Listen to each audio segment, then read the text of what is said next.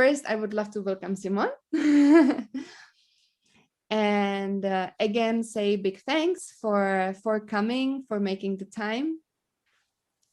Thank you so much for having me. I'm so excited to be here and so honored to be with all of the childhood potential and Montessori parenting people. And they're from everywhere, Ghana and Singapore and Indonesia and Egypt and Indonesia.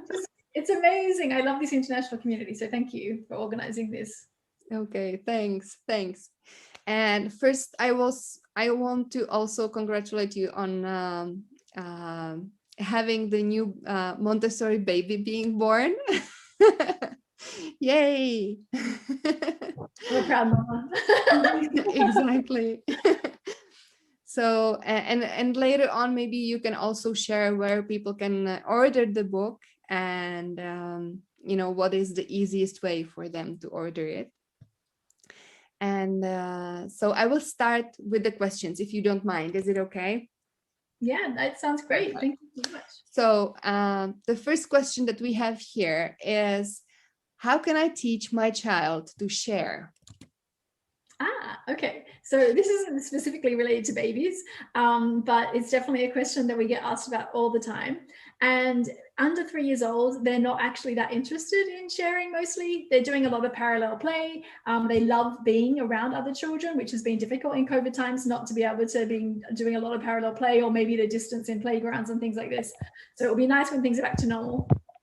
But basically, it's like any other skill, is at the moment they're focused on themselves and their self-construction, we like to say Montessori, which is basically all their experiences about themselves. That's what's the most important thing. And then around 2.5, 3, they start to be able to collaborate a little bit.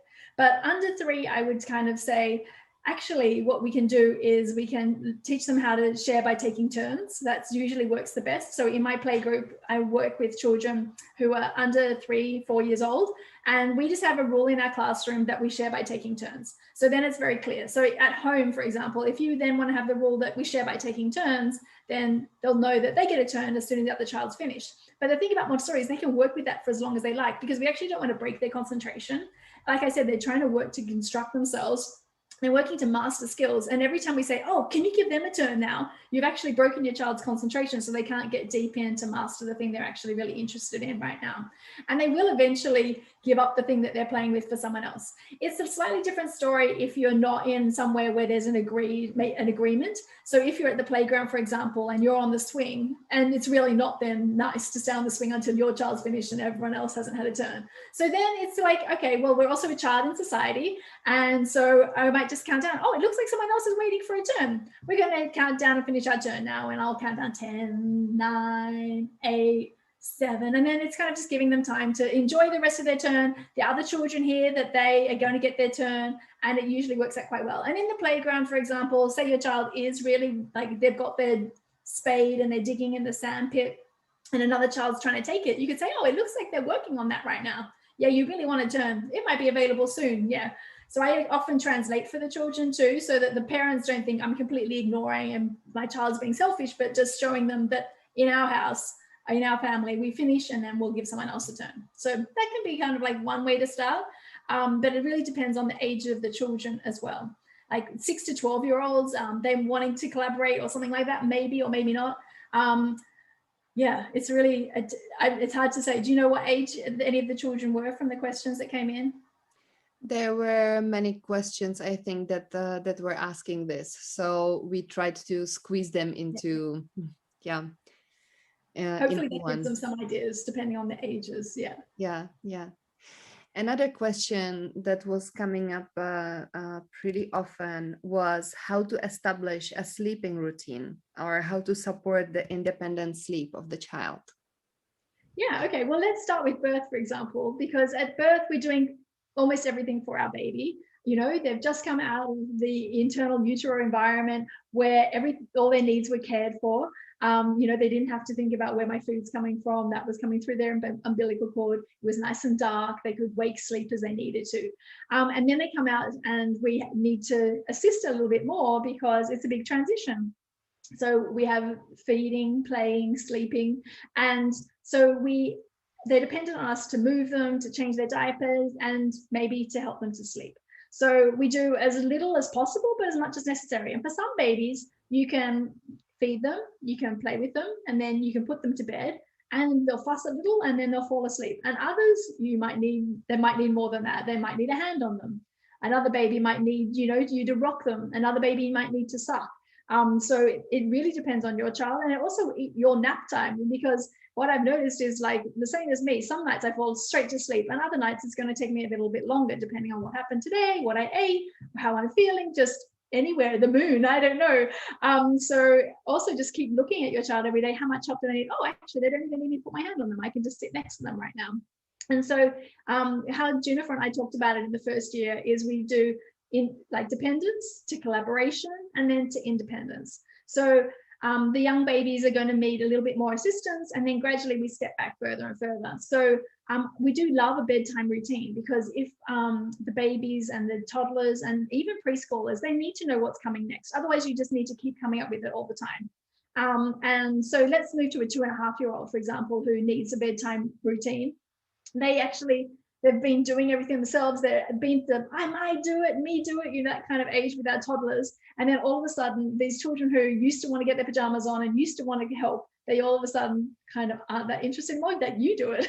And so what I find really works well with 2.5, 3-year-olds and above is like to get them more involved in like, oh, what happens next? Because otherwise, if you listen to our instructions with children, it's just basically, most of our conversation is about do this, do that, let's get this ready to, and it's just like less of that and like more, it's bath time. What do you need to do right now? And then if you're actually having a lot of difficulty in a neutral part of the day, you could make a checklist with them of all the things you need to do.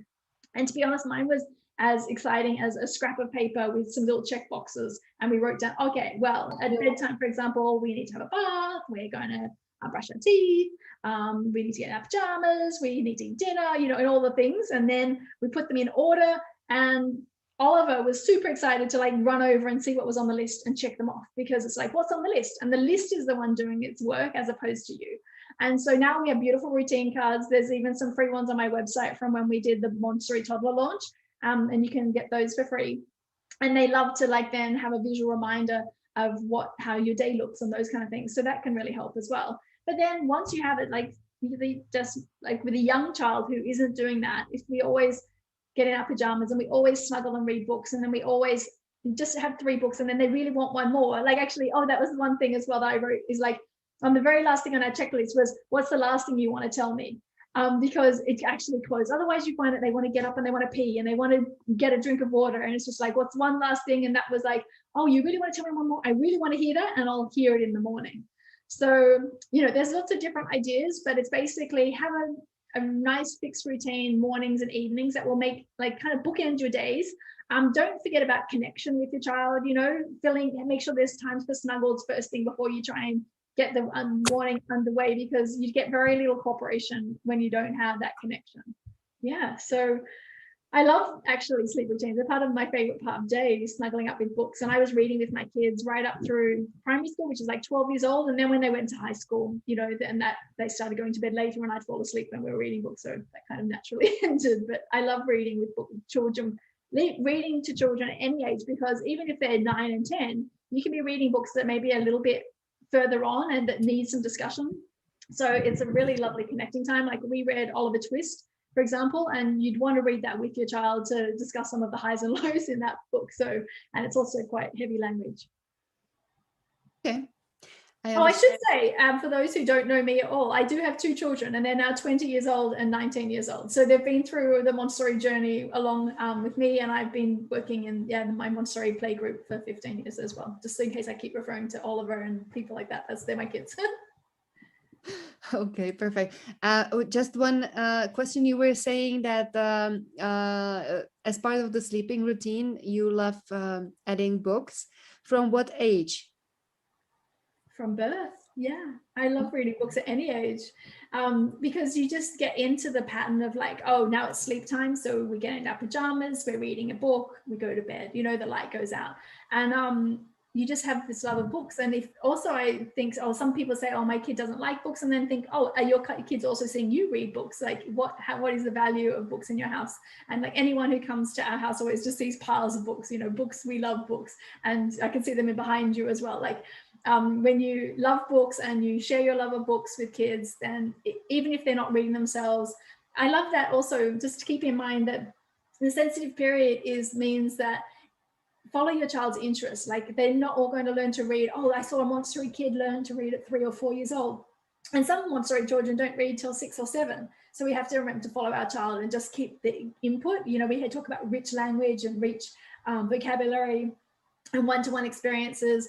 And language can be books, it can be conversation, and it can be, you know, beautiful language baskets and things like that. But making time for conversation is really important. Even from birth, you can have a conversation with your baby. Of course, of course. Another type of questions was, I think that doesn't surprise you, about potty training or potty learning. When to start and how? Okay. Sorry, so can I just, we have one request, Simone. If you could speak a little bit more slowly, because we are really an international group and not everyone is native English speaker. So just like passing this request if it's possible. Yeah, no problem. I'll try and go Thank slowly. you. Yeah, I forget all the time. I get excited about Montessori. Okay, so potty training. The age you start is your child. Okay, it's like any skill that you are always scaffolding things on. You know, they learn their first word when they hear words from us, you know, so it's basically they're picking things up like the absorbent mind. We have a routine when we're changing and diapering them, and we can offer them a potty. We can have things at the ready, but we don't expect them to sit in the potty for a long time or to pee on the potty, but we're just offering it as part of the routine. Before they can toilet, they're going to be able to have to dress themselves, like be able to pull up their trousers up and down, their underpants up and down. So they're all skills that we can scaffold before the actual thing, which is that I need to pee into the potty. So that peeing in the potty or pooping in the potty is just one part of a really long process of building lots of skills. And it's no different to them learning to stand or sit. You know, sometimes they're going to stand up and they're going to fall down, and stand up and fall down before they're walking across the floor. So sometimes they're going to pee before they get to the potty, and sometimes they're going to miss. And sometimes you're going to have asked them, do you need to use the potty? And then 2 seconds later, they'll pee on the ground, you know, because they're still making the connections, you know, like I pee, I need to go to the potty, and get it all in the right order. It's actually a really complicated sequence of events. So all that to say is follow your own child, because some Montessori people like starting like very early and do elimination communication with their babies. And I've had other friends who've done that and said, I wouldn't do that again because it would invested so much of my time when we could have just been doing other things. So I just think that we're reading all the body signs. And if you notice that your child's going, you can say, oh, it looks like you're pooping, you know, and like we try not to like screw up our face, go, oh, stinky, you know, the things I hear people say, like outside the Montessori circle mostly, that they, you know, say the poop smells and all that kind of thing. They're giving them negative associations. So we're building positive associations as part of a natural process. And we also don't believe in like sticker charts in Montessori, because it's a natural process. Everyone poops and it doesn't need a sticker, just like we don't do rewards and punishment in Montessori in general. So we're basically, oh, you pooed, you look excited, you did the poop in the potty today, and that's all that needs to be said. And let's wash our hands, you know, because it's satisfying enough to just have had a good poop as opposed to here you need a sticker for that. So I would say like gradually build the skills, set up your environment so that they can have success. So that would be like have a potty down low. I prefer to put it in the bathroom, because then gradually they're going to be moving from the potty to the toilet. So then you're already in the right spot. You can have like a pile of dry underpants at the ready. You can have a bucket where you can put wet clothes. And every time that they don't quite make it, so if you have transition to pants, then you can say, oh, you peed, you know. And I actually was in a Montessori class when I first started, and a child took half an hour to change their clothes. And you might think, well, what about all the other learning? That is the learning, is like them taking off getting one leg out, getting the other leg out, having to change the clothes. And then it becomes actually like, this is actually more hassle. I'm going to work out on getting to the potty quicker. Like if you actually have natural consequences, and it's not that we're not helping them, it's just that we're trying to give them the chance to do this process and learn to take over more and more steps themselves.